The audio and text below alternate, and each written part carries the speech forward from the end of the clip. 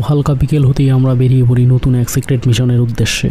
কিছু দূর গিয়েই চোখে পড়লো এক লাল জামা পরা ব্যক্তি মোবাইলে এক্সারসাইজ করছিল। তারপর বাজার নামক এক সিক্রেট জায়গায় চলে এলাম, যেখানে জনসংখ্যা নেই বললেই চলে। কিছু দূর যেতেই চোখে পড়লো এক সাদা জাদুকর। তারপর আমরা সেই জাদুকর থেকে কিছু সাদা জড়িবুটি নিয়ে এলাম সাদা জাদু করার জন্য। তারপর তিনি বুঝিয়ে দিলেন সাদা জাদু কিভাবে করতে হয়। এইসব নিয়েই তারপর আমি আমার উদ্দেশ্যের দিকে রওনা দেওয়া শুরু করলাম। আমার সাথে ছিল দুই সিক্রেট এজেন্ট, এই হচ্ছে কালো এজেন্ট আর এই হচ্ছে গোলাপি এজেন্ট। আর এইদিকে দেখতে পারলাম জলের মাছগুলো মনের দুঃখে ডাঙ্গায় চলে এসেছিল। তারপর দেখা হয়ে গেল কুকুররূপী এক সিক্রেট এজেন্টের সাথে।